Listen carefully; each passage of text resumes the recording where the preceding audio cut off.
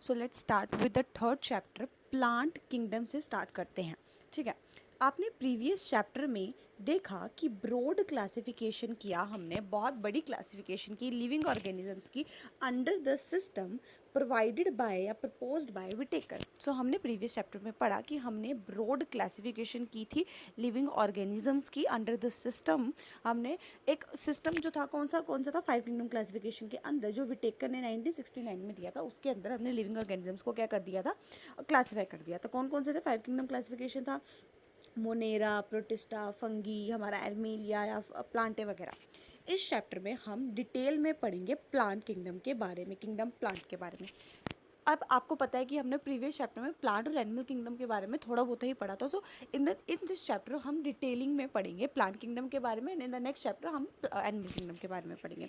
So we must here stress here that our understanding of the plant kingdom has changed over time. हमें यहाँ पर ये चीज़ देने को, इस चीज़ का ध्यान देना चाहिए, जो हमारी अंडरस्टैंडिंग है ना कि प्लांट किंगडम कैसा है, कैसे ऑर्गेनिजम्स है, ये टाइम के साथ चेंज हुए हैं। पहला किंगडम, जो पहली किंगडम क्लासिफिकेशन आई थी, टू किंगडम क्लासिफिकेशन थी, जिसमें प्लांट किंगडम था और जिसमें ना bacteria, ferns, Moses, fungi, algae वगैरह सब कुछ ही प्लांट किंगडम के अंदर था। फिर धीरे धीरे चेंजेस आई, देखा गया कि कुछ ऑर्गेनिज्म इसमें नहीं आने चाहिए, कुछ इसमें आने चाहिए। सो ये जो अंडरस्टैंडिंग है हमारी प्लांट किंगडम की, टाइम से टाइम चेंज होती गई है।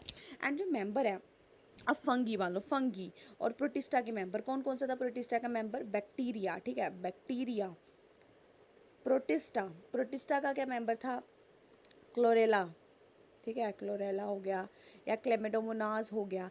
ये सारे के सारे, क्लोरेला, क्लेमेडोमोनाज, ये सारे के सारे ऐसे मेंबर्स हैं जो पहले प्लांट किंगडम के में थे। क्यों थे, क्योंकि इनके पास सेल वॉल थी, तो इनको हमने डाल दिया कि प्लांट किंगडम में रख दिया। बट अब इनको एक्सक्लूड कर दिया गया है प्लांट किंगडम से, have now excluded from plant kingdom. Though earlier classification placed in the same kingdom. पहले जब टू किंगडम क्लासिफिकेशन थी, प्लांट और एनिमल किंगडम था, तो इनको इसी में ही रखा गया था। बैक्टीरिया को, हमारे फंगी को, हमारे क्लेमिडोमोनास, क्लोरेला को, सभी को प्लांट किंगडम में रखा गया था। बट इनको हमने अब क्यों रखा गया था, पहले का जो क्लासिफिकेशन वो था ना, क्राइटेरिया था, वो था कि जिनके पास सेल वॉल है उसको प्लांट में रखेंगे और जिनके पास नहीं है उनको एनिमल में रखेंगे। बट हुआ क्या, फिर बाद में जब ऐसा हुआ कि सेल वॉल, उसके बाद उसको निकाल दिया, चेंजेस हुए, हमारी अंडरस्टैंडिंग चेंज हुई, तो उसको निकाल दिया गया इन चीज़ों से। सो अब साइनोबैक्टीरिया, जो आप जिसको हम बोलते हैं ब्लू ग्रीन एल्गी, अब वो एल्गी ही नहीं है। साइनोबैक्टीरिया कहाँ पर आ रहा है, it does not come under the plant kingdom ना, it does not come under the plant kingdom which is the algae, जिसमें आपको एल्गी देखने को मिलती है। बट ये आपको साइनोबैक्टीरिया आपको मोनेरा में देखने को मिलता है, जिसमें बैक्टीरियाज होते हैं। सो साइनोबैक्टीरिया अब एल्गी नहीं है। इस चैप्टर में हम एल्गी के बारे में, ब्रायोफाइट्स के बारे में, टेरिडोफाइट्स के बारे में, जिम्नोस्पर्म्स के बारे में, एंजियोस्पर्म्स के बारे में पढ़ेंगे। ठीक है, अब हम क्लासिफिकेशन देखते हैं with in the angiosperms. Let us look at the classification. Angiosperms क्या होते हैं, फ्लावरिंग प्लांट्स। ठीक है, सो किसके हम क्या करेंगे इसमें, एंजियोस्पर्म कि हमारे फ्लावरिंग प्लांट्स जो होते हैं ना, उनके बारे में पढ़ेंगे। तो हम to some of the concern that influence the classification, कि हम classification within the angiosperm पढ़ेंगे, ताकि हम देख पाए किस तरह के क्या कैसे कैसे कंसर्न है जो हमारे क्लासिफिकेशन सिस्टम को वो करें। मतलब बेसिकली हम इसमें करेंगे, एंजियोस्पर्म्स के बारे में पढ़ेंगे इसमें। अब पहले की क्लासिफिकेशन सिस्टम ना, पहले क्या करती थी, उसने सिर्फ मॉर्फोलॉजिकल फीचर्स को यूज़ किया था, सच एज हैबिट क्या है, कलर क्या है, नंबर क्या है, शेप क्या है। ठीक है, पहले के क्लासिफिकेशन सिस्टम में एक्सटर्नल अपीयरेंस देखते थे कि बाहर में कैसे दिख रहा है, हैबिट क्या है, मतलब किस तरह लीव्स मेरी अरेंज्ड है, नंबर क्या है किस लीव्स में, किसका शेप कैसा है, किसका कलर कैसा है, इस बेसिस के ऊपर थी पहले की क्लासिफिकेशन सिस्टम। मतलब वो मेनली वेजिटेटिव कैरेक्टर यही तो हो गया ना, कलर, नंबर, शेप, ये बाहर के लीव्स को देख के वो थे, उस बेसिस के ऊपर थे। और एक एंड्रोशियम कैरेक्टर्स के बेसिस के ऊपर थे। एंड्रोशियम कैरेक्टर मतलब रिप्रोडक्टिव, एंड्रोशियम मेल का स्ट्रक्चर होता है, मतलब ये हमारे क्या कहते हैं उसको, एंड्रोशियम, मतलब ये हमारे रिप्रोडक्टिव स्ट्रक्चर या वेजिटेटिव स्ट्रक्चर के बीच में थे। ये मेनली इन चीज़ों के कि वेजिटेटिव कैरेक्टर क्या है या फिर हमारा एंड्रोशियम कैरेक्टर क्या है। और ये सिस्टम किसने दिया था, लीनियस ने दिया था। और सिस्टम को आर्टिफिशियल सिस्टम बोलते हैं। सो याद रखना, आर्टिफिशियल सिस्टम में क्या था, आर्टिफिशियल सिस्टम में ना हमने पढ़ा था, ये लीनियस ने दिया था। और ये जो क्लासिफिकेशन सिस्टम है, इसमें मॉर्फोलॉजिकल फीचर्स, जैसे वेजिटेटिव फीचर्स बोल दो, एंड रिप्रोडक्टिव फीचर्स के बेसिस के ऊपर था, वेजिटेटिव एंड रिप्रोडक्टिव। अब हुआ क्या, इन्होंने क्लोज सेपरेट कर दिया, जो क्लोजली रिलेटेड स्पीशीज है ना, जो थोड़ी बहुत क्लोज थी, उनको भी अलग कर दिया, चाहे वो कुछ करेक्टर्स के ऊपर। अब था क्या, मान लो दो मेरे पास स्पीशीज़ है, ये एक स्पीशीज़ है, अब ये क्लोजली रिलेटेड है, बट इनके कुछ करेक्टरिस्टिक सेम है, तो इनको अलग कर दिया गया था इस बेसिस के ऊपर, ठीक है। सो हमने पढ़ा कि हमारे इन्होंने उन स्पीशीज़ को अलग कर दिया था, उन क्लोजली रिलेटेड स्पीशीज, क्योंकि फ्यू कैरेक्टर्स के बेसिस के ऊपर था। इस किसने, आर्टिफिशियल सिस्टम में। अब आर्टिफिशियल सिस्टम ने ना इक्वल वेटेज दी थी वेजिटेटिव और सेक्सुअल कैरेक्टर्स को। मैंने अभी बताया कि आर्टिफिशियल सिस्टम जो था ना, किस बेसिस के ऊपर था, किसके बेसिस पर था, वेजिटेटिव कैरेक्टर्स के ऊपर होता है और एंड्रोशियम कैरेक्टर्स के बेसिस के ऊपर होता है। सो ये चीज़ आई हमारी कि ये कि वेजिटेटिव उस पर। अब ये क्या हो रहा था कि ये वेजिटेटिव और सेक्सुअल को जो था ना, सेक्सुअल कैरेक्टरिस्टिक्स को इक्वल वेटेज दे रहा था। इक्वल वेटेज मतलब जितना वेजिटेटिव है उतना ही वो है। बट प्रॉब्लम क्या हुई, ये एक्सेप्टेबल नहीं था। क्यों, हमें पता है vegetative characters more easily affected हो जाते हैं इन्वायरमेंट। मतलब कई बार क्या होता है ना, पत्ते वगैरह जो होते हैं, अगर सनलाइट ज़्यादा पड़ रही है तो झड़ने शुरू, या उनको लाइट नहीं पड़ रही है, उनको एनर्जी नहीं, उनको पानी नहीं मिल रहा है, तो वो झड़ना शुरू हो जाएंगे। चाहे वो है, अब मान लो ये एक स्पीशीज़ है, एक मान लो ये एक स्पीशीज़ है, और एक ये एक स्पीशीज़ है। अब ये एक रूखा सूखा सा है, क्यों, क्योंकि इसमें लाइट नहीं पड़ी, इसको एनवायरनमेंट अच्छे से नहीं मिल, पर ये अच्छा है, स्पीशीज चाहे सेम है, ठीक है, बट इसके इस बेसिस के ऊपर तो ये हो गया ना कि इन्होंने वेजिटेटिव करेक्टर्स को वो दे दिया। वेजिटेटिव करेक्टर्स ना आसानी से ख़राब कर दिए जाते हैं एनवायरनमेंट के द्वारा, ठीक है। इस पर ये हमारा उस बेसिस के ऊपर इन्होंने इसको भी इक्वल वेटेज दिया, बट एक्चुअल में अगर देखा जाए इक्वल वेटेज नहीं देना चाहिए था, क्योंकि सेक्शुअल कैरेक्टर्स नहीं अफेक्ट हो रहे एनवायरनमेंट के साथ। मोस्ट जो ईजिली अफेक्ट हो रहे हैं वो वेजिटेटिव कैरेक्टर्स है, और इन्होंने वेजिटेटिव और हमारे सेक्शुअल कैरेक्टर्स को इक्वल वेटेज दे दी है। So this was a problem कि इन्होंने सेक्शुअल को, याद रखना, सेक्शुअल कैरेक्टर्स को और वेजिटेटिव कैरेक्टर्स को, जो ये वेजिटेटिव एंड सेक्शुअल कैरेक्टर्स है ना, इसको इक्वल वेटेज दी है। बट मेरे वेजिटेटिव कैरेक्टर्स आसानी से अफेक्ट हो जा रहे थे इन्वायरमेंट के साथ, तो जिसकी वजह से प्रॉब्लम थी कि हमें ऑफकोर्स, अब मुझे क्या चाहिए, मैंने देखा कि अब मैंने यही बताया कि एक प्लांट है, एक ये प्लांट है, बट ये इन्वायरमेंट ने इसको अफेक्ट कर दिया, इसको नहीं किया, बट है स्पीशीज सेम है, बट उसी हिसाब से इसको नहीं माना जाएगा। तो यही प्रॉब्लम आ रही थी इसके अगेंस्ट। अब ये प्रॉब्लम थी, इसके अगेंस्ट नेचुरल क्लासिफिकेशन सिस्टम आया, जो नेचुरल एफिनिटीज़ के बेसिस के ऊपर था। मतलब सिमिलरिटीज़, प्लांट में क्या सिमिलरिटीज़ है उस बेसिस के उस ऊपर था, ठीक है। जैसे अमंग द ऑर्गेनिज्म, और इसमें क्या थी, इसकी अच्छी चीज़ क्या थी, इसने ना ये नहीं कि मॉर्फोलॉजिकल कैरेक्टर्स को ही देखा सिर्फ, ठीक है, इसने एक्सटर्नल को ही नहीं बट इंटरनल को भी देखा। मतलब ये नहीं कि सिर्फ ये बाहर के स्ट्रक्चर्स को, मॉर्फोलॉजिकल स्ट्रक्चर्स को देख रहा था, बट ये इंटरनल स्ट्रक्चर्स को भी देख रहा था। Like ultra structure, ultra structure कौन सा होता है, सेल का स्ट्रक्चर हो गया, एनाटॉमी होगी, ठीक है, एनाटॉमी अंदर का इंटरनल अपीयरेंस हो गया, एम्ब्रोलॉजी हो गया, मतलब हमारे एम्ब्रोए कैसे बन रहा है, जाइगोट कैसे बन रहा है, उस चीज़ों के बारे में। फाइटोकेमिस्ट्री, किस तरह प्लांट अलग अलग तरीके के केमिकल्स को देता है, उस बेसिस के ऊपर, क्या प्रोटीन, क्या डीएनए, क्या एरोमेटिक कंपाउंड, क्या क्या चीज़ें देता है, उस बेसिस के ऊपर उन्होंने इन चीज़ों को भी देखना शुरू किया। और ये क्लासिफिकेशन सिस्टम, अब ये जो सारा नेचुरल क्लासिफिकेशन, ये सारा याद रखना एंजियोस्पर्म्स के लिए है। और ये जो फ्लावरिंग प्लांट्स, एंजियोस्पर्म इसको बोलते हैं, ये जॉर्ज बेंथम ने एंड जोसेफ डेल्टन हुकर ने दिया था। सो नेचुरल क्लासिफिकेशन सिस्टम किसने दिया था, याद रखना, जो नेचुरल था, नेचुरल है और आर्टिफिशियल है, ठीक है, दो है हमारे पास। अब मैं एक बार दोनों को एक रिवीजन कराऊंगी। जो आर्टिफिशियल वाला था ना, वो किसने दिया था, कार्लेस लीनियस ने दिया था, ठीक है, याद रख लेना इसको, कार्लेस लीनियस ने दिया था। इसने क्या किया था, वेजिटेटिव कैरेक्टर्स को और सेक्सुअल कैरेक्टर्स को इक्वल वेटेज दी थी। ये मतलब वेजिटेटिव मतलब बाहर के एक्सटर्नल अपीयरेंस के ऊपर था, और सेक्सुअल कैरेक्टर्स मतलब मेनली सेक्सुअल कैरेक्टर्स के बेसिस के ऊपर, और हमारे वेजिटेटिव, इन दोनों इक्वल वेटेज दे दी। उन्होंने बोला इतना मतलब जितना हम वेजिटेटिव कैरेक्टर देखेंगे उतना ही हम सेक्सुअल कैरेक्टर देखेंगे। बट वेजिटेटिव कैरेक्टर तो इन्वायरमेंट के साथ आसानी से अफेक्ट हो जा रहे थे, जिसकी वजह से ये प्रॉब्लम हुई। तो इसके अगेंस्ट नेचुरल क्लासिफिकेशन सिस्टम है, जो जोसेफ डेल्टन हुकर ने और बेंथम ने दिया था, जॉर्ज बेंथम ने दिया था, ठीक है, जॉर्ज बेंथम ने एंड डेल्टन हुकर ने दिया था। और इसने सिर्फ बाहर के पेरेंट्स ने अंदर के स्ट्रक्चर्स को भी देखा, सेल के स्ट्रक्चर्स को देखा, एम्ब्रियोलॉजी को देखा, हमारे फाइटोकेमिस्ट्री को देखा। तो ये नेचुरल क्लासिफिकेशन सिस्टम है। फिर आया at present phylogenetic classification system was based on evolutionary। अब एवोल्यूशनरी जो मतलब हमारे किस ऑर्गेनिजम्स के साथ क्या है, मतलब पहले कैसा है, कॉमन एंसेस्टर्स है कैसा है, एवोल्यूशनरी जो बाहर के ये ऑर्गेनिज्म, मतलब अब का ऑर्गेनिज्म किस तरह पिछले ऑर्गेनिज्म के साथ मेल खाता है, तो उस हिसाब से फाइलोजेनेटिक क्लासिफिकेशन सिस्टम आया, और वो एवोल्यूशनरी रिलेशन के बेसिस के ऊपर था, ठीक है। क्या एवोल्यूशनरी रिलेशन शायद वो था, ठीक है, इस बेसिस के ऊपर था। जो ऑर्गेनिज्म सेम टेक्सा को बिलोंग कर रहे हैं उनके पास कॉमन सिस्टर होगा। मान लो कोई, जैसे मान लो स्पीशीज़ है मेरे पास, एग्जाम्पल ले लो कि कौन सा होता है उसको, सोलनम, सोलनम, पेटूनिया, धतूरा, है ना। मैंने ये चीज़ें आपको पढ़ाई थी, सोलनम, पेटूनिया, धतूरिया, ठीक है। अब ये सभी किसके अंदर आता है, सोलनम, पेटूनिया, धतूरा, अब ये किसके अंदर आ रहा था, सारी की सारी स्पीशीज सोलनेशिया फैमिली के अंदर आ रही थी ना। अब ये सारे के सारे सेम टैक्सा को बिलोंग कर रहे हैं, इसका मतलब ये इन सभी का कॉमन एंसेस्टर हुआ। सो अगर कोई एक ऑर्गेनिज्म जो सेम एक टैक्सा को बिलोंग कर रहे हैं, they have the same Texas, तो इसका मतलब ये है कि उनका कॉमन एंसेस्टर है, ठीक है। यही चीज़ है। अब we now use information from many other resources to help resolve। अब हमें ना, अब काफ़ी, हम ज़रूरी नहीं है कि एक चीज़ के ऊपर, हम काफ़ी अदर रिसोर्सेज से यूज़ करते हैं कि अगर हमें क्लासिफिकेशन में प्रॉब्लम आ रही है तो उसको ठीक करने के लिए हम काफ़ी रिसोर्सेज को यूज़ करते हैं। ये इंपॉर्टेंट तब बन गया जब कोई भी स्पोर्टिंग फोर्स का एविडेंस नहीं होगा। मतलब ये क्यों, अब मान लो कि अगर कोई फॉसिल एविडेंस नहीं है तो दिस बिकम मोर इम्पोर्टेंट। तो अगर मेरे पास कोई फॉसिल एविडेंस ही नहीं है तो हम दूसरे सोर्सेज से भी हेल्प ले सकते हैं, याद रख लेना।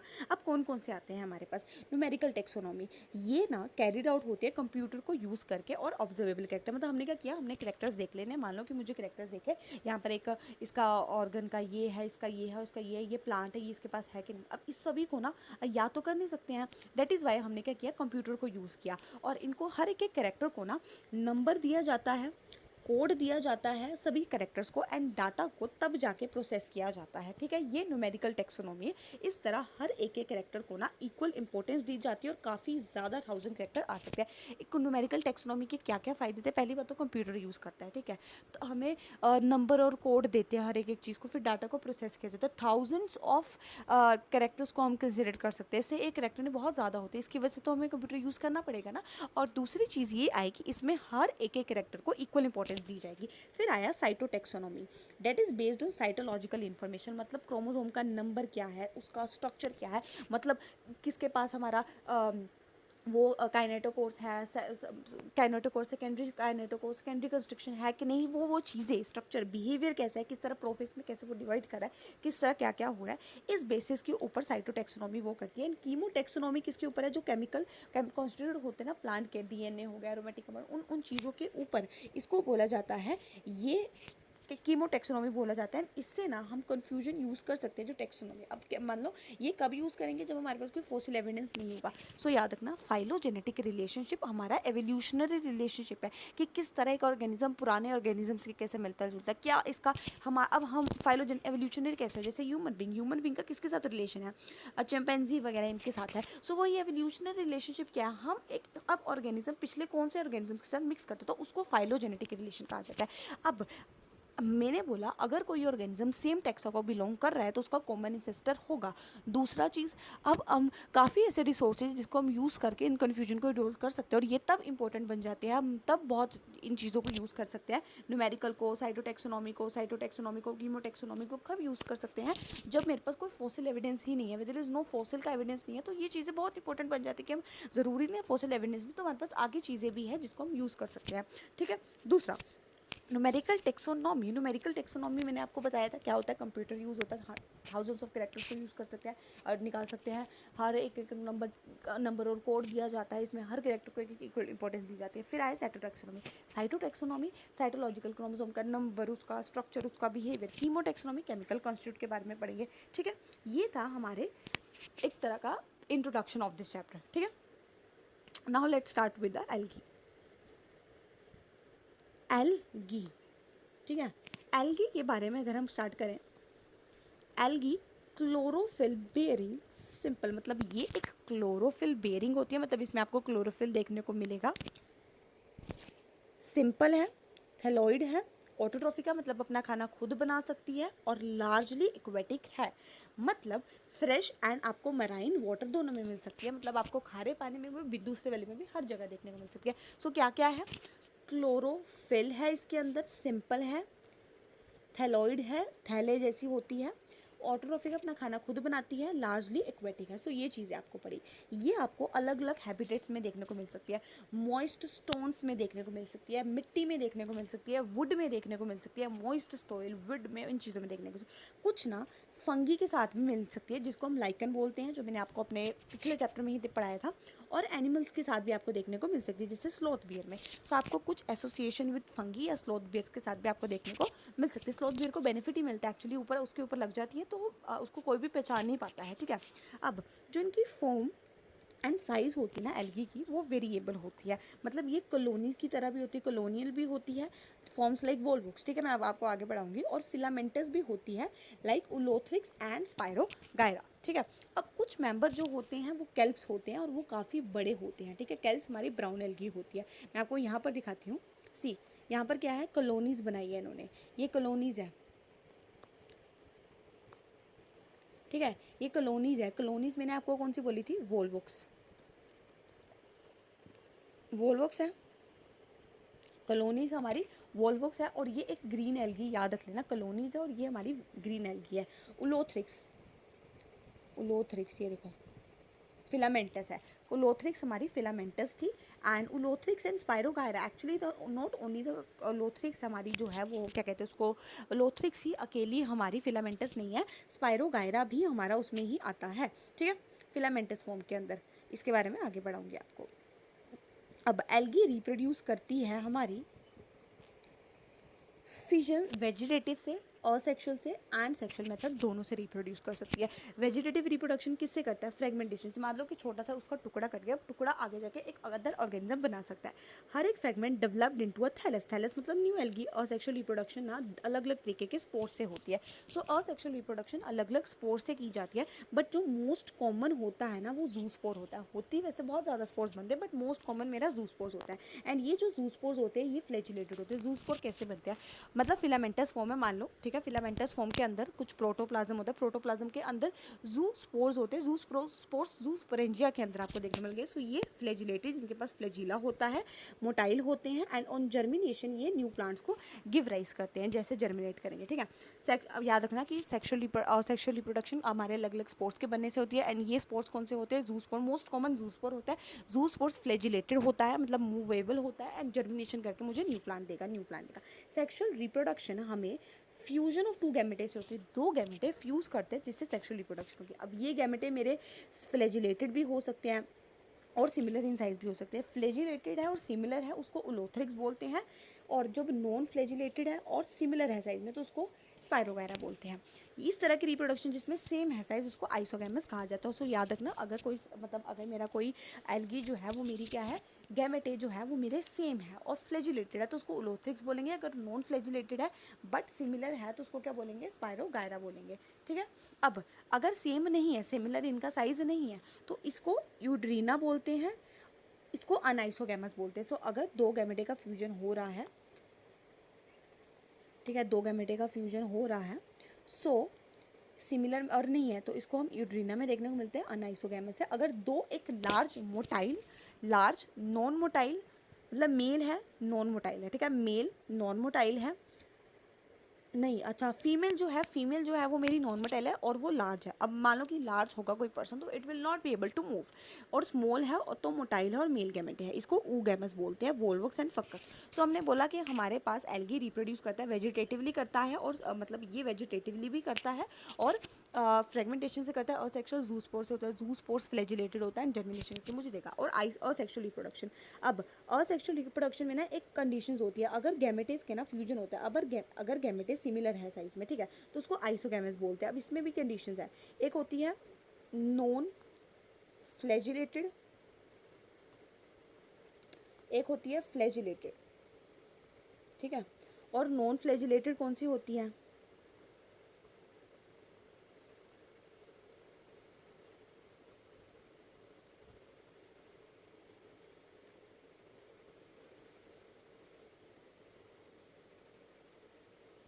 उलोथ्रिक्स, ठीक है।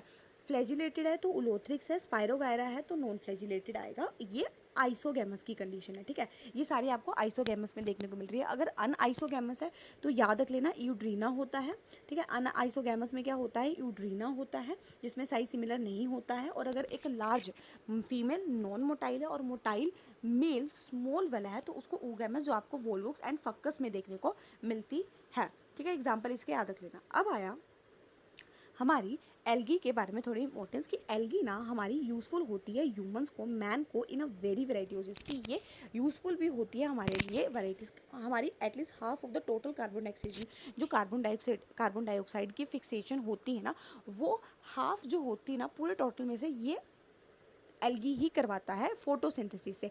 फोटोसिंथेटिक होने की वजह से ये अपने ऑक्सीजन के लेवल को भी बढ़ा देते हैं। सो एल्गी यूज़फुल होती है, ये ऑक्सीजन के कार्बन डाइऑक्साइड के फिक्सेशन को अर्थ पे कैरी करती है by algae through the photosynthesis कर सकती है, तो ये ऑक्सीजन के लेवल को भी बढ़ाती है। अब ये पैरामाउंट इंपॉर्टेंस होते हैं क्योंकि ये प्राइमरी प्रोड्यूसर्स होते हैं ऑफ एनर्जी रिच कंपाउंड, जो बेसिक साइकिल ये ना एनर्जी रिच कंपाउंड होता है ना वो बनाते हैं, ठीक है। अब जो क्या बनाता है कि एक फूड साइकिल बना देता है which form the basis of the food cycle of the all the aquatic animals. So याद रखना कि ये प्राइमरी प्रोड्यूसर्स होता है किसका, एनर्जी रिच कंपाउंड जो होते हैं ना, एनर्जी से भरे हुए कंपाउंड्स बनाता है, जो एक फूड साइकिल बना देता है हमारे एक्वेटिक एनिमल्स का। काफ़ी ऐसी स्पीशीज़ है, पोरफायरा हो गया, लेमिनारिया हो गया जो ब्राउन एल्गी होती है, सरगेसम हो गया, ये जो होते हैं ना 70 स्पीशीज़ के अंदर आती है मेराइन एल्गी की, जिसको फूड की तरह यूज़ किया जाता है। सो याद रख लेना एल्गी यूज़फुल होती है, ऑक्सीजन को बढ़ाती है, हमारे इन्वायरमेंट में कार्बन डाइऑक्साइड की फिक्सेशन करती है, ये एनर्जी रिच कंपाउंड बनाते हैं जो खाना बनाते हैं, जो खाना साइकिल विच एक फूड साइकिल बनाते हैं हर एक्वेटिक एनिमल्स का। पोरफायरा, सरगासम, लेमिनेरिया कुछ ऐसे स्पीशीज़ है हमारी 70 मेराइन स्पीशीज़ के अंदर आती है जो खाने की तरह यूज़ की जाती है। कुछ मराइन ब्राउन एल्गी होती है और रेड एल्गी होती है जो लार्ज अमाउंट ऑफ हाइड्रोक्लोराइड पानी को होल्ड करने वाले सब्सटेंस बनाती है। कौन? ब्राउन और रेड एल्गी, ठीक है। ब्राउन और रेड एल्गी हमारे वाटर ऑर्गेनिक सब्सटेंस बनाते हैं। जैसे हमारा कौन कौन से, ब्राउन एल्गी में एल्गिन आता है और इसमें काराजीन आता है, ठीक है। एल्गिन और काराजीन, ये कैराजीन जो होती है ये दोनों के दोनों, ये ब्राउन एल्गी और ये रेड एल्गी दोनों के दोनों वाटर होल्डिंग सब्सटेंस वो को बनाते हैं, ठीक है। अच्छा नहीं, हाँ, इसको यूज़ किया जाता है कमर्शियली, ठीक है। क्या बनाते हैं ये अगार और एल्गिन और काराजीन ये दोनों के दोनों हमारी एल्गिन हमारी रेड एल्गी है, ब्राउन एल्गी है, और काराजीन हमारी रेड एल्गी है। हाइड्रोक्लोराइड बनाते हैं, पानी को होल्डिंग सब्सटेंस बोलते हैं। अगार जो एक one of the most commercial substance है, जो किससे बनता है, जेलेडियम से एंड ग्रेसिलारिया से बनता है। इसको माइक्रोब्स को ग्रो करने में और आइसक्रीम और जेलीज बनाने में यूज़ किया जाता है। सो अगार किससे बनता है, जेलेडियम एंड ग्रेसिलारिया से। इसको माइक्रोब्स को ग्रो करने में यूज़ किया जाता है in the preparation of ice creams and jellies. Chlorella एक यूनिसेलुलर एल्गी है, याद रख लेना, एक यूनिसेलुलर। अब आप सोचोगे यूनिसेलुलर, क्लोरेला एक्चुअली में ना प्लांट किंगडम में नहीं आता है, इसको हम प्रोटिस्टा के अंदर पढ़ते हैं, क्योंकि एक तो हमें क्यों आया, अब क्लोरेला के अंदर सारे के सारे यूनिसेलुलर ईक्रियोट्स आ रहे थे। Chlorella it is a unicellular eukaryote, so that is why इसको रख दिया। सो यूनिसेलुलर एक अलगा रिच इन प्रोटीन्स में होता है, इसको फूड सप्लीमेंट की तरह यूज़ किया जाता है। जो स्पेस में जाते हैं वो खाना थोड़ी लेकर जाएंगे अपने अलग पिज़्ज़ा चाउमीन थोड़ी लेकर जाएंगे, ये एल्गा रिच, ये क्लोरेला को यूज़ करते हैं। एल्गी को डिवाइड किया है 3 कैटेगरी में। इसमें क्या पढ़ लिया कि ऑक्सीजन को बढ़ाते हैं, कार्बन डाइऑक्साइड फिक्सेशन करते हैं, हमारा एनर्जी रिच कंपाउंड बनाते हैं जिससे फूड साइकिल बनता है। हमारे जितने भी एक्वेटिक एनिमल्स होते हैं काफ़ी, पोरफायरा, सरगासम, लेमिनेरिया हमारे 70 स्पीशीज़ के अंदर आते हैं, जो मराइन एल्गी के अंदर होते हैं, जो खाने की तरह यूज़ किए जाते हैं। कुछ ऐसी एल्गीज होती हैं, मराइन एल्गी, ब्राउन एल्गी, जैसे एल्गिन हमारी ब्राउन एल्गी होती है, काराजिन हमारी रेड एल्गी, जिससे हम वाटर होल्डिंग सब्सटेंस हाइड्रोक्लोराइड्स बनाते हैं। जेलीडियम, अगार को हमने जेलीडियम एंड ग्रेसिलारिया से यूज़ किया है, ऑब्टेंड किया है, इसको माइक्रोब्स बनाने में और आइसक्रीम और जेलीज बनाने में यूज़ किया जाता है। क्लोरेला एक यूनिसेलुलर अर्गा रिच इन प्रोटीन है जिसको स्पेस ट्रैवलर्स के द्वारा यूज़ किया जाता है as a food supplement. Algae को 3 पार्ट्स में डिवाइड किया, chlorophyceae and rhodophyceae. Member of chlorophyceae are commonly called green algae. जो मेंबर होते हैं ना हमारे क्लोरोफाइसी को, उसको ग्रीन एल्गी कहते हैं। The plant body may be unicellular and colonial and filamentous. So जो मेंबर होते हैं क्लोरोफाइसी के, उसको ग्रीन एल्गी कहते हैं, याद रख लेना। इनकी प्लांट बॉडी जो होती है ये यूनिसेलुलर हो सकती है, कॉलोनियल हो सकती है एंड फिलामेंटस हो सकती है, ठीक है। कौन कौन सी हो सकती है, यूनिसेलुलर, कॉलोनियल एंड फिलामेंटस, ठीक है। और एक और कौन सा था, मतलब जो हमारा यूनिसेलुलर था, इट वॉज हमारा क्लोरेला एक unicellular alga rich in protein था और क्लोरेला किंगडम प्रोटिस्टा के अंदर आता है अब, ठीक है, याद रख लेना। दूसरा, इसमें जो हमारी क्लोरोफाइसी की प्लांट बॉडी होती है ये यूनिसेलुलर होती है, कॉलोनियल होती है, कॉलोनियल से वोल्वोक्स आ जाएगा, फिलामेंटस से उलोथ्रिक्स आ जाएगा, एंड ये ग्रासी ग्रीन कलर की होती है due to the dominance of pigment of chlorophyll A and b. इसके अंदर आपको क्लोरोफिल ए एंड बी देखने को मिलता है, जिसकी वजह से इसका कलर ग्रासी ग्रीन कलर का होता है। और पिगमेंट जो होते हैं ना, ये एक क्लोरोप्लास्ट के अंदर, एक डेफिनाइट क्लोरोप्लास्ट के अंदर आपको देखने को मिलेंगे। एंड क्लोरोप्लास्ट जो होता है ये मेरा डिस्कोइड डिस्क की तरह, प्लेट की तरह, reticulate, cup shape, spiral shape हो सकता है, रिबन शेप हो सकता है अलग अलग स्पीशीज़ में। मोस्ट ऑफ द मेंबर है one or more storage board is called pyrenoids located in the chloroplast. हमने बोला डेफिनाइट, एक हमारा क्लोरोप्लास्ट है और इसके अंदर, ठीक है, ये मेरा प्रोटीन है, मान लो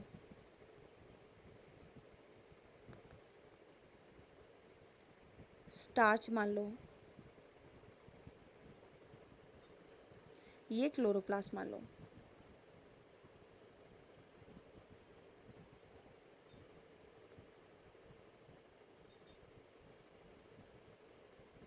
ठीक है, अब इसको, ये जो दोनों बॉडीज हैं हमारी, ये दोनों, इसको पायरेनोड्स कहते हैं। ठीक है, सो याद रखना कि पायरेनोड्स जो होते हैं ना, हमारे जितने भी मेंबर होते हैं ना, उनके पास एक से ज़्यादा स्टोरेज बॉडीज़ होती है। स्टोरेज बॉडी जिसमें अपना खाना वगैरह जो स्टोर करके रखते हैं उसको पायरेनोड्स कहते हैं। ये क्लोरोप्लास्ट के अंदर लोकेटेड है।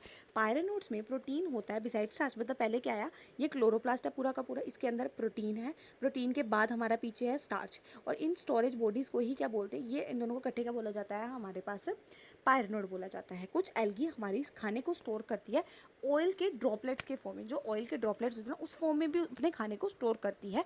ग्रीन एल्गी के पास एक रिजिड सेल वॉल होती है, याद रख लेना, they have a rigid cell wall, जिनकी अंदर की लेयर सेलुलोज से बनी होती है और बाहर की लेयर पेक्टोज से बनी होती है। ठीक है, सो हमने अभी तक पढ़ा कि ये ग्रीन एल्गी इसको बोलते हैं। इनकी जो बॉडी होती है, इनकी प्लांट बॉडी यूनिसेलुलर होती है, याद रख लेना, यूनिसेलुलर होती है। क्लोरोफाइसे की कॉलोनियल होती है, फिलामेंटस होती है। ये ग्रासी ग्रीन होता है क्योंकि इसमें क्लोरोफिल ए एंड बी होता है। एंड ये पिगमेंट हमारे ना, ये जो पिगमेंट्स होते हैं ना, chlorophyll A and b chloroplast के अंदर होते हैं। हमारे क्लोरोप्लास्ट के अंदर ही हमारे पायरेनोड्स भी होती है, जो स्टोरेज बॉडीज होती है। एंड इस पायरेनोड्स के बाद आपको प्रोटीन देखने को मिलता है, प्रोटीन के पीछे स्टार्च देखने को मिलता है। एंड पायरेनोड्स में स्टार्च वगैरह कुछ एल्गी ना खाने को स्टोर कर लेती है ऑयल ड्रॉपलेट्स के फॉर्म में भी। ठीक है, एंड ग्रीन एल्गी इनके पास रिजिड सेल वॉल होती है, और जिसकी रिजिड सेल वॉल बाहर जो अंदर की लेयर होती है वो सेलुलोज से बनी होती है, और बाहर की लेयर किससे बनी होती है, पेक्टोज से बनी हुई होती है। अब वेजिटेटिव रिप्रोडक्शन फ्रेगमेंटेशन से होगी, असेक्सुअल रिप्रोडक्शन किससे होगी, फ्लैजिलेटेड जूस्पोर से होगी, जो किसमें बनेगा, जूस्पोरेंजिया में बनेगा। एंड सेक्सुअल रिप्रोडक्शन आपको किसमें देखने को मिलती है कि ये हमें वेरिएशन दिखाता है। टाइप कैसे, मतलब मोटाइल है, नॉन मोटाइल है, लार्ज स्मॉल है, तो आपको अलग अलग तरीके के सेक्स जो सेक्स सेल्स होते हैं वो अलग अलग तरीके के होते हैं, तो इसमें आपको कंसिडरेबल वेरिएशन दिखाती है हमारी सेक्सुअल रिप्रोडक्शन। ठीक है, एंड ये आइसोगैमस भी हो सकता है, अनआइसोगैमस भी, मतलब आइसोगैमस जिसमें हमारे जो गैमेटेज है जिसमें फ्यूजन हो रही है वो सेम भी हो सकते हैं साइज में, डिसिमिलर भी हो सकते हैं अनआइसोगैमस में, वो गैमस में मोटाइल वगैरह ये चीज़ें भी हो सकती है। कुछ कॉमनली यूज्ड ग्रीन एल्गी कौन कौन सी होती है, क्लाइमेडोमोनास, वोल्वोक्स, लोथ्रिक्स, पायरोगायरा एंड कारा, ये हमारे किसके एग्जाम्पल है, क्लोरोफाइसी के। फिर आया फायोफाइसी। फायोफाइसी के बारे में पढ़ते हैं, जो मेंबर होते हैं फायोफाइसी के। अब जैसे क्लोरोफाइसी को क्या बोल रहे थे हम, ग्रीन एल्गी, इसको हम ब्राउन एल्गी बोलते हैं फायोफाइसी को। ठीक है, फिर एंड ये आपको मेराइन हैबिटेट्स में देखने को मिलते हैं, खारे पानी में देखने को मिलते हैं। एंड ये आपको साइज और फॉर्म में ग्रेट वेरिएशन शो करेंगे। सो ये आपको मेराइन फॉर्म्स में, मेराइन हैबिटेट्स में देखने को मिलते हैं। इनका साइज और फॉर्म काफ़ी अलग होता है। मतलब ये सिंपल ब्रांच्ड फिलामेंटस फॉर्म, जो सिंपल जो फॉर्म होती है जिसको हम एक्टोकार्पस बोलते हैं, टू प्रोफ्यूजली ब्रांच, प्रोफ्यूजली का मतलब होता है जो अच्छे से दिखता भी नहीं है कैसा है, किस तरह अरेंजमेंट है प्लांट्स की, दैट आर पार्शली विजिबल, वो वहाँ से। सो सिंपल फॉर्म से लेकर जहाँ पर आपको अच्छे से कॉम्प्लेक्स, मान लो इसको कॉम्प्लेक्स फॉर्म तक आपको ऑर्गेनिज्म देखने को मिलेंगे। इसमें सिंपल जो है वो क्या है, सिंपल हमारा एक्टोकार्पस आ गया। ठीक है, और कॉम्प्लेक्स कौन सा आ गया, जो प्रोफ्यूजली ब्रांच है वो आ गया कैल्प्स आ गया, जिसकी हाइट 100 मीटर तक होती है। ठीक है, इनके पास क्लोरोफिल ए सी होता है। क्लोरोफाइसी के पास क्या था, ए एंड बी था, इसके पास क्लोरोफिल ए एंड सी है, कार्टेनॉइड्स है एंड ज़ैंथोफिल्स है। इनका colour olive green to various shades of brown तक आपको देखने को मिलता है। एंड क्लोरोफाइसी ग्रासी ग्रीन का था, इसका वेरियस शेड्स है। अब कितना कलर है ये डिपेंड करता है कितना ज़ैंथोफिल पिगमेंट जो है फ्यूकोजेंथिन, कौन सा हमारा ज़ैंथोफिल पिगमेंट फ्यूकोजेंथिन कितना इसमें प्रेजेंट है, ये उस पर उतना ही डिपेंड करता है इसका कलर कौन सा होगा। ठीक है, ये मेराइन हैबिटेट्स में आपको देखने को मिलती है। इनकी साइज और फॉर्म काफ़ी मतलब वेरिएशन शो करते हैं इस चीज़ में। ए सी ज़ैंथोफिल कार्टेनॉइड्स इसके पिगमेंट होते हैं, इसका कलर डिपेंड करता है जो फ्यूकोजेंथिन कितना इसके अंदर प्रेजेंट है। खाना ना एज अ कॉम्प्लेक्स कार्बोहाइड्रेट्स की तरह स्टोर्ड होता है, जो लेमिनारिन एंड मैनिटोल की फॉर्म में हो सकता है। सो खाने को स्टोर किया जाता है एज अ कॉम्प्लेक्स कार्बोहाइड्रेट, ठीक है, कॉम्प्लेक्स कार्बोहाइड्रेट की तरह, जो may be in the form of laminarin and mannitol हो सकता है। वेजिटेटिव सेल जो होते हैं ना, इनके पास सेलुलोसिक सेल वॉल होती है, मतलब मान लो ये सेल है, इसके पास जो ये सेलुलोसिक सेल वॉल होती है, जो बाहर से कवर होता है एक जेलेटिनस कोटिंग ऑफ एल्गिन के साथ। एल्गिन क्या था? एल्गिन हमारा एक तरह का ब्राउन एल्गी थी, जो क्या बना रही थी? हाइड्रोक्लोराइड्स बना रही थी। हाइड्रोक्लोराइड्स क्या होते हैं? हाइड्रोक्लोराइड्स होते हैं जो वाटर होल्डिंग सब्सटेंस होते हैं ना, उनको बनाने में हेल्प करती है, ठीक है। सो कि हमने याद रखना, वेजिटेटिव सेल के पास सेलुलोसिक वॉल होती है जो कवर्ड होती है एक जेलेटिनस कोटिंग ऑफ एल्गिन के साथ। प्रोटोप्लास्ट जो होता है ना, प्रोटोप्लास्ट क्या होता है? Cell without cell wall. Cell है बट उसमें सेल वॉल नहीं होगा, उसको बोलते हैं। इसमें प्लास्टिड के साथ साथ हमारे पास एक सेंट्रली लोकेटेड वैक्यूल होता है और न्यूक्लियस होता है, ठीक है। सो हमने पढ़ा कि खाना कॉम्प्लेक्स कार्बोहाइड्रेट्स की तरह स्टोर्ड होता है लेमिनारिन एंड मैनिटोल की फॉर्म में। इसमें वेजिटेटिव सेल के पास सेलुलोसिक सेल वॉल होती है जो बाहर से कवर होती है एक जेलेटिनस कोटिंग ऑफ एल्गिन की। फिर प्रोटोप्लास्ट जो सेल विदाउट सेल वॉल होता है, इसमें आपको प्लास्टिड के साथ साथ centrally located vacuole and nucleus देखने को मिलता है। प्लांट बॉडी जो होती है सबस्ट्रेटम के साथ अटैच होती है with help of hold fast, ऐसे होती है। यहाँ पर मेरा होल्ड फास्ट है, ठीक है। ये मान लो ये बॉडी यहाँ पर चिपका हुआ होता है, ऊपर ये स्टाइप होता है और ये मेरा फ्रोंड होता है, ठीक है। अब ये क्या है? फ्रोंड है, और ये फ्रोंड क्या करता है? खाने को बनाता है। ये यहाँ पर लिखा हुआ है कि फोटोसिंथेटिक ऑर्गन फ्रोंड, मतलब ये खाने को बनाता है। फोटोसिंथेसिस का काम करने का तो खाने को बनाना, खाने को बनाता है। यहाँ से खाना जो होता है स्टाइप की हेल्प से फूड का कंडक्शन होता है, खाना नीचे की तरफ जाता है, यहाँ पर फिर हमारे रूट्स में चला जाता है। सो याद रखना कि इनके पास सबस्ट्रेटम के साथ होल्ड फास्ट के साथ होता है, जिसके पास एक स्टॉप स्टाइप होती है। जो स्टाइप है ये होल्ड फास्ट है, और ये क्या है? हमारा फ्रोंड है। वेजिटेटिव रिप्रोडक्शन फ्रेगमेंटेशन से होती है, हमने बोला था मेनली वेजिटेटिव रिप्रोडक्शन फ्रेगमेंटेशन से होगी। और sexual reproduction most brown algae में बायफ्लैजिलेटेड जूस्पोर से होती है। अगर मैं बात करी थी क्लोरोफाइसी में, क्लोरोफाइसी में आपको क्या दिख रहा था? क्लोरोफाइसी में आपको फ्लैजिलेटेड जूस्पोर दिख रहा था। इसमें आपको बायफ्लैजिलेटेड जूस्पोर देखने को मिलता है, जो पियर शेप्ड का होता है, ऐसे शेप्ड का होता है, जैसे पियर नहीं होता वैसे, नाशपाती वैसे उस शेप में होता है। एंड इनके पास दो अनइक्वल लेटरली अटैच फ्लैजिला होता है, और लेटरली अटैच का मतलब ऐसे होता है, सी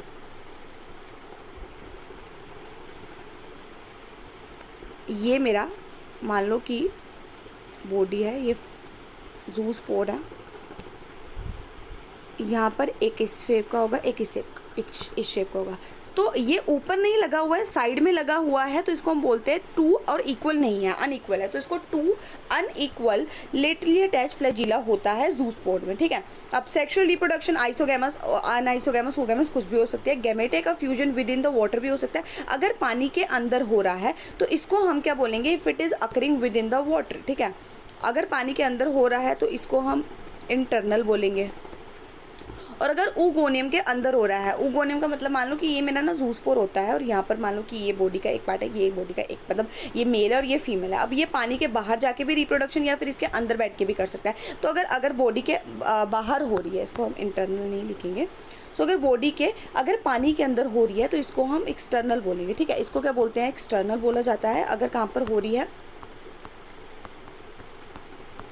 पानी में हो रही है, अगर इसके ऊगोनियम के अंदर है तो इसको इंटरनल बोलते हैं। ये ऊगोनियम के अंदर कहाँ पर होती है? ऊगैमस स्पीशीज, लाइक फ्यूकस में होता है ना, वहाँ पर ही आपको देखने को मिलेगा। इसके ये जो गैमेटेज होते हैं ये भी पियर शेप्ड होते हैं, और टू लेटरली इनके पास भी फ्लैजिलेट अटैच फ्लैजिला होता है। एग्जाम्पल एक्टोकार्पस डिक्टियोटा हो गया, लेमिनारिया हो गया, सरगैसम हो गया, फ्यूकस हो गया। सो याद रख लेना कि हमारे फूड जो होता है एज अ कॉम्प्लेक्स कार्बोहाइड्रेट की तरह स्टोर होता है। मैंने आपको पहले पढ़ाया फायरोफाइसी को ब्राउन एल्गी बोलते हैं, या आपको मेराइन हैबिटेट्स में देखने को मिलता है। खाना एज अ स्टोर्ड, याद रखना कि कॉम्प्लेक्स मैराइन हैबिटेट्स में आपको यहाँ पर देखने को मिलेंगे। ये आपकी इनकी वेरिएशन जो होती है, साइज़ एंड जो हैबिटेट्स होते हैं वो काफ़ी ज़्यादा फॉर्म, साइज़ एंड फॉर्म काफ़ी वेरिएशन शो करता है। ये आपको सिंपल प्रोफ्यूजली ब्रांच, मतलब सिंपल फॉर्म जो होती है, like we have ectocarpus, ectocarpus से लेकर प्रोफ्यूजली ब्रांच कैल्प तक आपको देखने को मिलता है, जिसकी हाइट बहुत ज़्यादा होती है। इसमें क्लोरोफिल ए सी होता है, ए सी होता है, कैरोटिनॉइड्स होते हैं, ज़ैंथोफिल होता है। अब इसका ऑलिव ग्रीन से ब्राउन कलर का होता है, जो डिपेंड करता है कितना फ्यूकोजेंथिन पिगमेंट इनके अंदर प्रेजेंट है। खाना एज अ कॉम्प्लेक्स कार्बोहाइड्रेट्स की तरह होता है, किसकी फॉर्म में, लेमिनारिन एंड मैनिटोल की फॉर्म में। वेजिटेटिव सेल के पास सेलुलोसिक सेल वॉल होती है जो बाहर से कवर होती है एक जेलेटिनस कोटिंग ऑफ एल्गिन के साथ है। एंड प्रोटोप्लाज्म जो सेल विदाउट सेल वॉल होता है उसमें प्लास्टिड होता है, सेंट्रली लोकेटेड वैक्यूल होते हैं एंड क्या होता है, न्यूक्लियस होता है। प्लांट बॉडी अटैच होती है एक सब्सटेंटम, मतलब मान लो कि रोग के साथ अटैच होती है, एक होल्ड फास्ट के साथ ऊपर स्टोक आ जाएगी जो खाने को नीचे लेकर आती है और ऊपर खाना बनता है, जिसको क्या बोला जाता है, जिसको फ्रोंड बोला जाता है। This is stalk, this is type होता है। एंड आपको ये चीज़ें आपको वेजिटेटिव रिप्रोडक्शन जो होती है ये आपको फ्रेगमेंटेशन से देखने को मिलेगी। असेक्सुअल रिप्रोडक्शन आपको मोस्ट एल्गी में बायफ्लैजिलेटेड जूस्पोर्स होते हैं। यहाँ पर आपने देखा अनइक्वल फ्लैजिला होता है, पायरीशियम होता है, अनइक्वल फ्लैजिला होता है। सेक्सुअल रिप्रोडक्शन ऊगैमस पानी के अंदर भी हो सकता है, ऊगोनी मतलब उसके अंदर भी, या आपको ऊगैमस स्पीशीज जैसे फ्यूकस हो गया, फ्यूकस हमारा ऊगैमस स्पीशीज ना, फ्यूकस हो गया, वोल्वोक्स हो गए, ये मेरे क्या थे, ऊगैमस स्पीशीज थे। आइसोगैमस कौन से थे, उलोथ्रिक्स था अगर फ्लैजिलेटेड है, और अगर फ्लैजिलेटेड नहीं है तो स्पायरोगायरा होगा। एंड दूसरा हमारा अनाइसोगैमस कौन था, यूड्रीना था, ठीक है। अब आया रोडोफाइसी। मेंबर ऑफ रोडोफाइसी को हम रेड एल्गी बोलते हैं क्योंकि इसमें हमारा प्रीडोमिनेंस होता है किसके, रेड पिगमेंट का, जिसको आर फाइक्रोएरेथिन बोलते हैं कि आर फाइक्रोएरेथिन एक रेड पिगमेंट हमारी बॉडी के अंदर होगा, जिसकी वजह मतलब हमारी बॉडी के अंदर नहीं उनकी बॉडी के अंदर होगा, जिसकी वजह से उनका रेड कलर होता है, इसको हम रेड एल्गी बोलते हैं। Majority of the red algae marine होती है विद ग्रेटर, वो भी जैसे हमारा फायोफाइसी थे ना कि मेराइन थी, ये भी मेराइन एल्गी ही होती है। एंड ये आपको ग्रेटर कंसनट्रेशन आपको वार्मर रीजन, जो वार्मर रीजन होते हैं जहाँ पर गर्म ज़्यादा होता है ना वहाँ पर आपको देखने को मिलेंगे। एंड ये वेल लाइटेड रीजन मतलब ऊपर जो पानी, मान लो ये पानी का सरफेस है तो आपको वेल लाइटेड जहाँ पर लाइट अच्छे से पहुँच रही है, और जहाँ पर ग्रेटर डेप्थ होती है जहाँ पर लाइट अच्छे से नहीं पहुँचती है आपको वहाँ पर भी ये देखने को मिल जाएंगे, ठीक है। वेयर द आपको ये well lighted region closer to the surface of the water, greater depth जहाँ पर लिटिल लाइट पेनिट्रेट करती है। जो रेड थैली होती है ना, थैली का याद रखना, मतलब थैली का मतलब होता है जिसमें ना ही रूट है ना ही स्टेम है ना ही उस पर मतलब रूट स्टेम लीव ऐसे स्ट्रक्चर नहीं होते ना, तो इसकी वजह से हमने एल्गी को क्या बोला था, थैलस लाइक स्ट्रक्चर होता है, मतलब इसमें आपको रूट स्टेम वगैरह नहीं देखने मिलती। सो जो रेड थैली होती है ना, इस मोस्ट रेड एल्गी की मल्टी सेलुलर होते हैं, याद रख लेना। एंड इनमें कॉम्प्लेक्स बॉडी ऑर्गेनाइजेशन होती है, दे हैव अ कॉम्प्लेक्स, इनकी जो बॉडी की ऑर्गेनाइजेशन होती है कॉम्प्लेक्स होती है as compare to the other one. And खाने को एज अ फ्लोरिडिन स्टार्च, वहाँ पर कैसे खाना स्टोर था फायोफाइसी में, एज अ पहले क्लोरोफाइसी पढ़ा, क्लोरोफाइसी में कैसा खाना स्टोर था, उसमें हमारा जैसे स्टार्च प्रोटीन वगैरह इस फॉर्म में था ना, स्टार्च प्रोटीन। फिर फायोफाइसी आया जिसको as a complex carbohydrate like laminarin mineral, इसमें खाना एज अ फ्लोरिडिन स्टार्च की तरह वो होता है जो सिमिलर होता है एमिलोपेक्टिन एंड ग्लाइकोजन जो होता है ना उसके स्ट्रक्चर के इक्वल होता है। खाना एज अ फ्लोरिडिन स्टार्च की तरह होता है जिसका स्ट्रक्चर एमिलोपेक्टिन एंड ग्लाइकोजन के इक्वल होता है, और ये रिप्रोड्यूस करता है वेजिटेटिवली, फ्रेगमेंटेशन से ही करेगा। एंड ये असेक्सुअली रिप्रोड्यूस करता है नॉन मोटाइल स्पोर से, मतलब इसमें आपको जू स्पोर नहीं देखने को मिलता है क्योंकि जू स्पोर एक फ्लैजिलेटेड जू स्पोर है, फ्लैजिलेटेड स्पोर है, और इन्होंने बोला इसमें नॉन मोटाइल स्पोर्स होते हैं and non motile sexually non motile gametes होते हैं।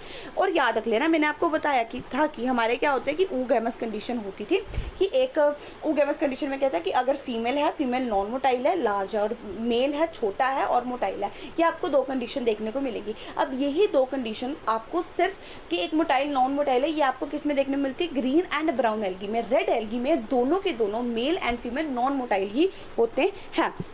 एंड इसमें ना हमारी ऊगैमस के बाद हमारी एक कॉम्प्लेक्स पोस्ट फर्टिलाइजेशन इवेंट भी आते हैं। इसके मेंबर कौन कौन से, पॉलीसिफोनिया, पोरफायरा एंड ग्रेसिलारिया एंड जेलिटेनम, ठीक है। सो याद रख लेना कि पीपीजीजे याद रख लेना, एंड याद रखना कि रोडोफाइसी रेड एल्गी होती है, या इसमें आर फाइक्रोएरेथिन पिगमेंट होता है इनकी बॉडी में, that is why their colour is उस पर आपको मराइन हैबिटेट में देखने को मिलती है, ज़्यादा वार्मर रीजन्स में देखने को मिलती है, आपको ऊपर वाले सरफेस पे भी देखने को मिल सकती है और नीचे वाले सरफेस जहाँ पर लाइट नहीं पहुँचती है वहाँ पर भी देखने को मिल सकती है। इनकी जो रेड थैली होती है वो मल्टी सेलुलर होती है, इनके पास कॉम्प्लेक्स बॉडी ऑर्गेनाइजेशन होती है, मतलब इनकी बॉडी की ऑर्गेनाइजेशन काफ़ी ज़्यादा कॉम्प्लेक्स होती है। इनमें वेजिटेटिव रिप्रोडक्शन फ्रेगमेंटेशन से होती है, असेक्सुअल नॉन मोटाइल स्पोर्स से होती है, सेक्सुअल रिप्रोडक्शन नॉन मोटाइल गैमेटेज से होती है, ठीक है। अब फिर आया कि इनके पास जैसे अब रिप्रोडक्शन होगी सेक्सुअल रिप्रोडक्शन, इससे हमारा कॉम्प्लेक्स पोस्ट फर्टिलाइजेशन डेवलपमेंट होती है। एग्जाम्पल इसका पोरफायरा, पॉलीसिफोनिया, ग्रेसिलारिया एंड जेलिडेनम, ठीक है। ब्रायोफाइट्स अब देखते हैं।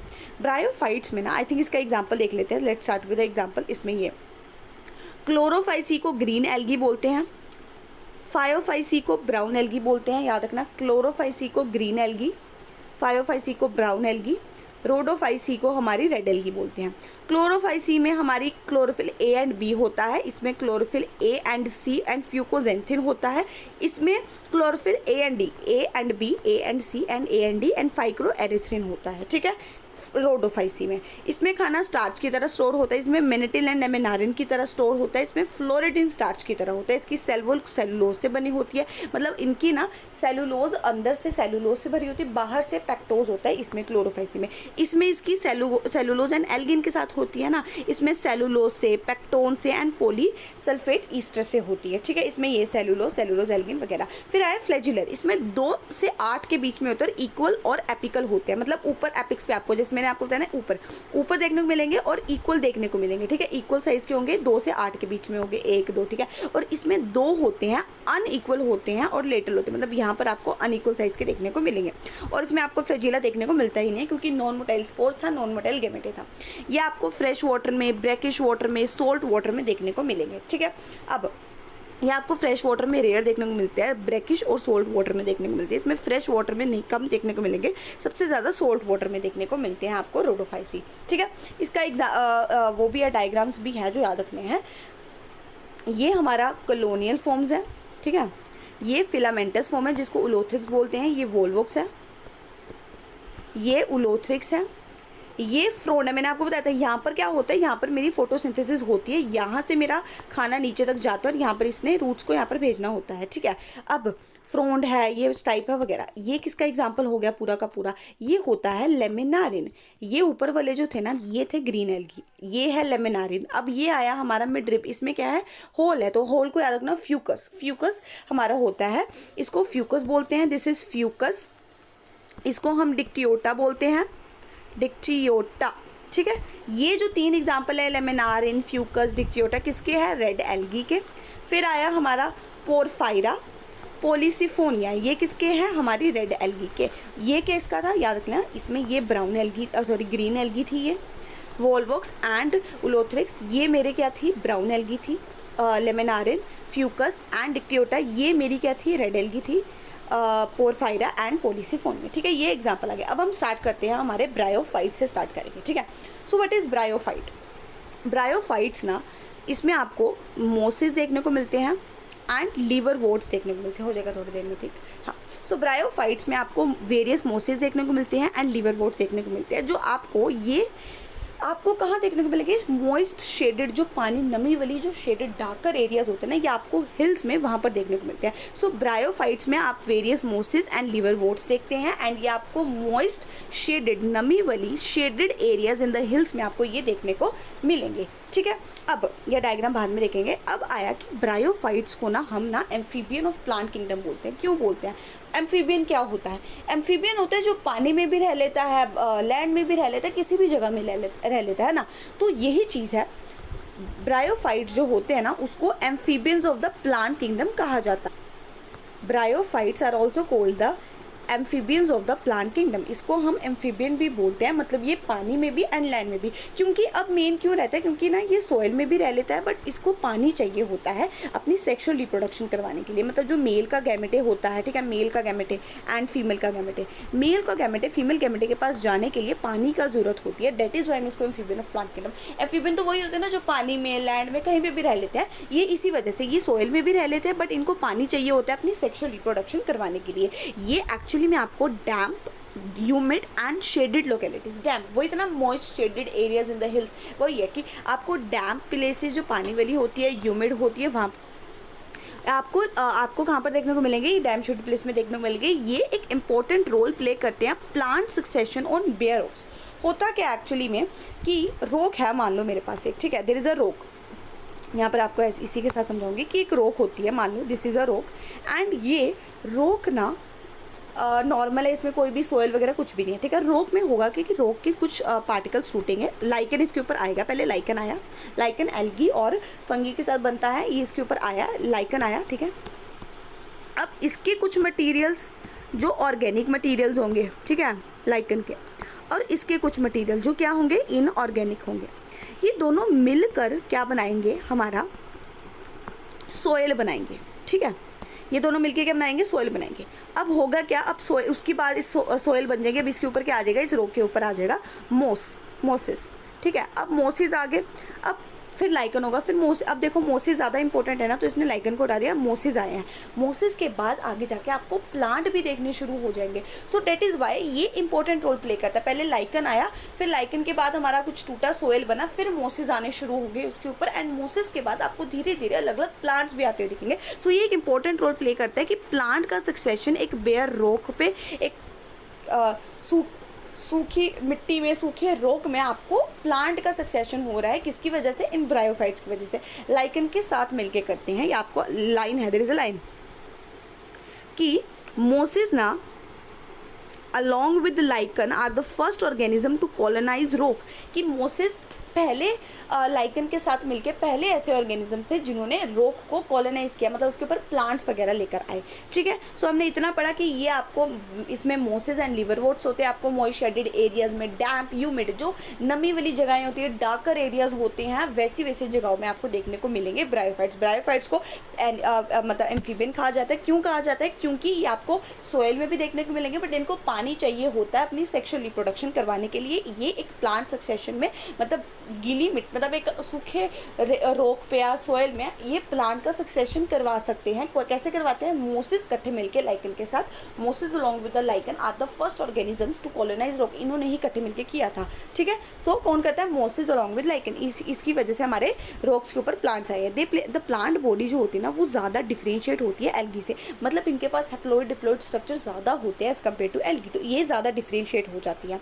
ये भी थैलस लाइक होती है। थैलस लाइक मतलब इसमें भी स्टेम नहीं होता है, लीफ नहीं होता है, रूट नहीं होता है। सो दोनों ना फ्रूट, स्टेम, लीफ। एंड ये क्या होती है? प्रोस्टेट होती है, मतलब प्रोस्टेट यहाँ पर ज़मीन पे आपको देखी हुई मिलेगी और इरेक्ट भी हो सकने। अब देखो इसके दो ऐसे स्ट्रक्चर होता है, ये है जो ज़मीन के ऊपर है और ऊपर ये है, ये प्रोस्टेट है। ये आपको जो देखने को मिलता है ना, ये नीचे प्रोस्टेट है और ये इरेक्ट स्ट्रक्चर है। ठीक है, सो ये प्रोस्टेट और इरेक्ट होती है, थैलस लाइक होती है एंड अटैच होती है सबस्टेंटम के साथ, मतलब रोक वगैरह किसी के भी साथ, यूनिसेलुलर और मल्टी सेलुलर राइजोट्स के हिसाब से। मतलब मान लो ये चीज़ है, ये मेरा प्रोस्टेट पार्ट है इसका, ऊपर इरेक्ट पार्ट है इसका, और ये मान लो रोक है, इसके साथ ना ये अटैच होती है। मान लो ये रोक है, अब ये की चीज़ें जो अटैच कर रही है वो क्या होती है? मल्टी सेलुलर या यूनिसेलुलर क्या होते हैं? राइजोइड्स होते हैं जो इनको अटैच करते हैं।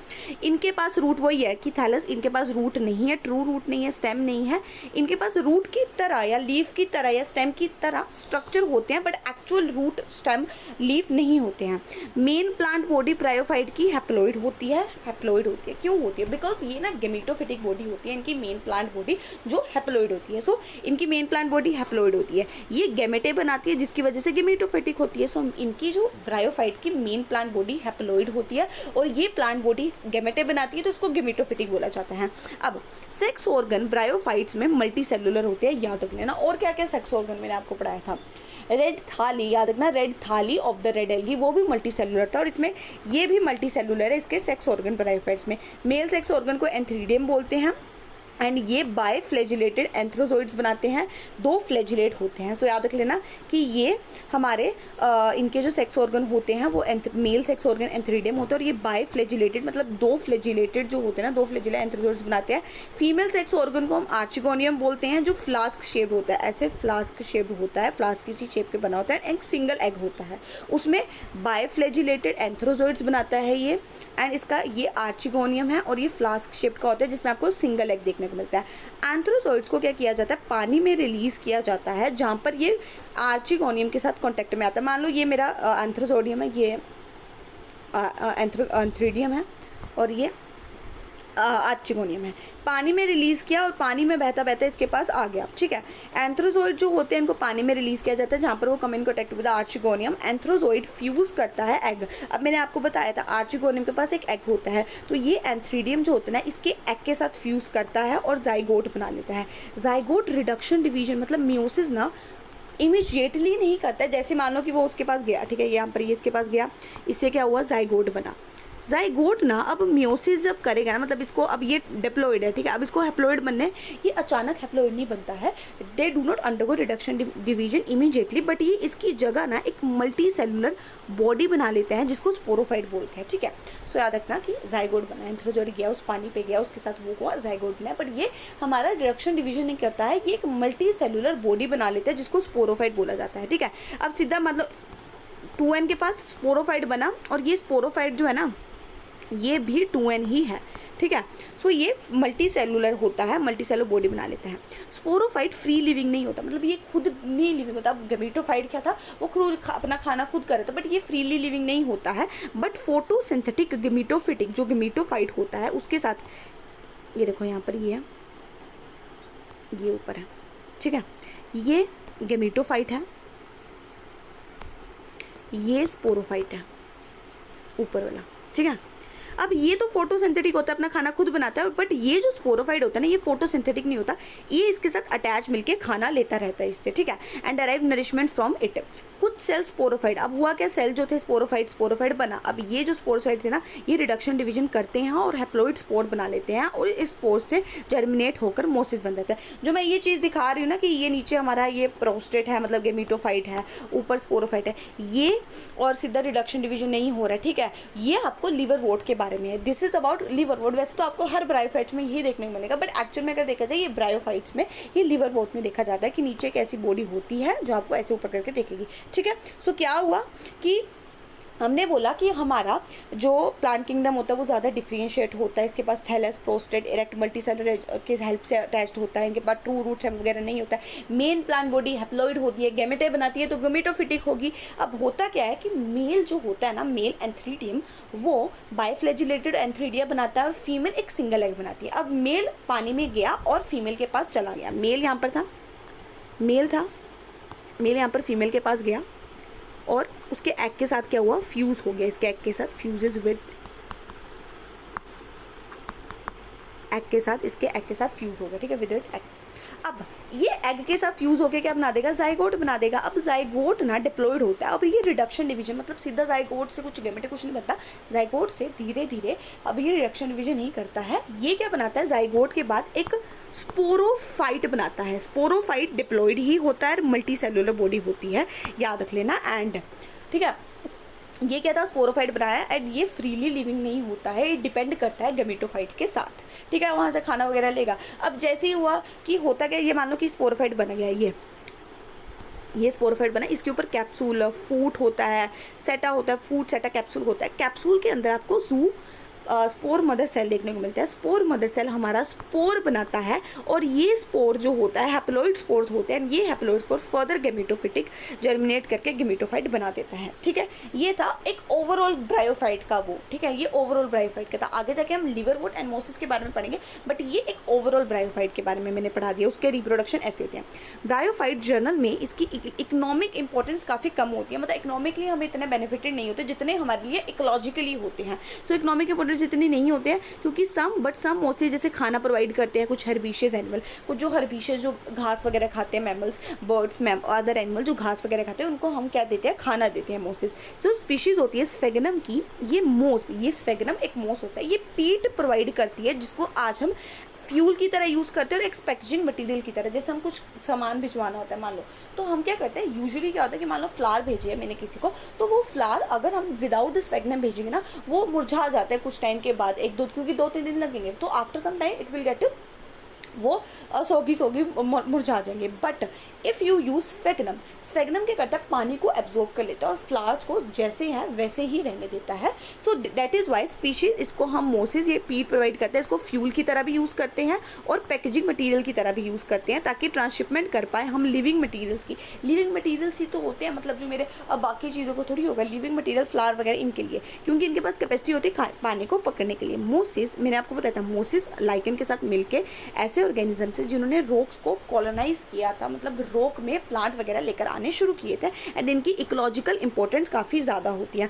ये डिकम्पोज करते हैं रोक्स को और सबस्ट्रेट को सुटेबल बनाते हैं for the growth of higher plants की। ये रोक्स जो होती है, मिट्टी होती है, उनको क्या करते हैं, डिकम्पोज कर देते हैं, एंड उसको, उसके जो सबस्ट्रेट होता है उसको सुटेबल बना देते हैं कि हायर प्लांट भी आ पाए। तो ये क्या करते हैं, मोसिस लाइकन के साथ मिलकर उसको डिकम्पोज कर देते हैं, और जिससे क्या होता है, ये हायर प्लांट्स आ जाते हैं उसके ऊपर। सिंस मोसिस डेंस मैट भी बना लेता है सॉइल के ऊपर। तो ये impact of falling rain and soil erosion को भी प्रिवेंट करता है। सो ब्रायोफाइट की इकोनॉमिक इंपॉर्टेंस नहीं है, बट ये खाना वगैरह देते हैं कुछ हर्बिशियस प्लांट्स को। मोसिस, स्फेगनम को एज अ फ्यूल या as a transshipment material, as a packaging material के लिए यूज़ किया जाता है, क्योंकि स्फेगनम पानी को होल्ड करके रख सकता है। मोसिस लाइकन के साथ मिलकर पहले ऑर्गेनिज्म है जिन्होंने रॉक्स को कॉलोनाइज किया था। इन्होंने रॉक को डिकम्पोज किया और जिसके ऊपर हायर प्लांट आने शुरू हुए। फिर आया कि मोसिस ना हमारा मैट बनाता है, एक डेंस मैट बना देता है मिट्टी के ऊपर, ताकि जो पानी का जो रेन होता है उसका वो उसके इम्पैक्ट को कम कर पाए, सोयल इरोजन को प्रिवेंट कर पाए। ठीक है, ब्रायोफाइट्स को डिवाइड किया जाता है लिवरवॉर्ट्स एंड मोसिस में। सो जो हम बाद में पढ़ेंगे। ठीक है, सो यहाँ तक आपको ब्रायोफाइट का समझ आया कि ब्रायोफाइट में क्या पढ़वाया, कि ब्रायोफाइट में आपको मोसिस वगैरह देखने को मिलेंगे जो ये ग्रो करते हैं मॉइस्ट शेडेड एरियाज में। इसको प्लांट किंगडम का एम्फीबियन कहा जाता है, क्योंकि ये सोयल में भी रह लेता है, बट इसको पानी चाहिए होता है अपना सेक्सुअल रिप्रोडक्शन करवाने के लिए। ये हमारे जो सूखी साकी मिट्टी रोक होती है ना, उसके ऊपर प्लांट लेकर आते हैं, उसका सक्सेशन करते हैं। प्लांट बॉडी ब्रायोफाइट की ज़्यादा डिफ्रेंशिएट होती है एल्गी से। इसकी प्लांट बॉडी जो होती है हैप्लॉइड होती है, गेमीट बनाती है, तो इसको गेमीटोफिटिक बोलते हैं। याद रखना, थैलस लाइक प्रोस्टेट इरेक्ट होता है सबस्ट्रेटम के साथ। जैसे मान लो ये है प्रोस्टेट है, ये इरेक्ट है, और ये हमारे कुछ राइजोइड्स होते हैं जो इसको रॉक्स के साथ जोड़ के रखते हैं किसी भी चीज़ के साथ। इसके सेक्स ऑर्गन मल्टी सेलुलर होते हैं। मेल वाला जो होगा, मान लो कि ये मेल है, मेल वाला फीमेल के पास गया, उसके एग के साथ हमने ये मेल क्या बनाता है, मेल ना बाइफ्लैजिलेटेड जूस्पोर्स बना लेता है, एंड ये एक सिंगल शेप्ड सिंगल एग बनाता है। उसके साथ गया, उसके एग के साथ फ्यूज किया और जाइगोट बनाया। जाइगोट रिडक्शन डिवीजन मियोसिस ना सीधे नहीं करते, जाइगोट सीधे स्पोर नहीं बनाते, जाइगोट ने पहले स्पोरोफाइट बनाया। स्पोरोफाइट फ्री लिविंग नहीं होता, बट गेमिटोफाइट के ऊपर डिपेंड करता है कि वो उसको खाना देगा। ठीक है, उसके ऊपर उससे नरिशमेंट लेता है, क्योंकि सी ये गेमिटोफिटिक होता है और ये स्पोरोफिटिक बॉडी होती है। ये गेमिटोफिटिक, ये स्पोरोफिटिक, यहाँ से इसको खाना मिलता रहता है। ठीक है, अब उसके बाद स्पोर में स्पोर मदर सेल स्पोर बना देता है। स्पोर हमारा जर्मिनेट हैप्लॉइड स्पोर जो जर्मिनेट करके गेमिटोफिट बना देता है। फिर हमने पढ़ा इसकी इकोनॉमिक इंपॉर्टेंस, खाना वगैरह देता है। इसको एज अ स्फेगनम एक मोस्ट ट्रांसशिपमेंट मटेरियल के लिए यूज़ किया जाता है, या फिर इसको बोल लो कि फ्यूल की तरह यूज़ किया जाता है। बट इसका इकोलॉजिकल इंपॉर्टेंस आ रही है, मतलब ये ना एक सूखी, जहाँ पर आपको कहीं नहीं बंजर जगहों में भी ये आपको वो लेकर आ सकती है, प्लांट्स लेकर आ सकती है। ठीक है, सोइल इरोजन को प्रिवेंट करती है। ये चीज़ें हैं। And the next you will study about the liverworts and mosses and the other part.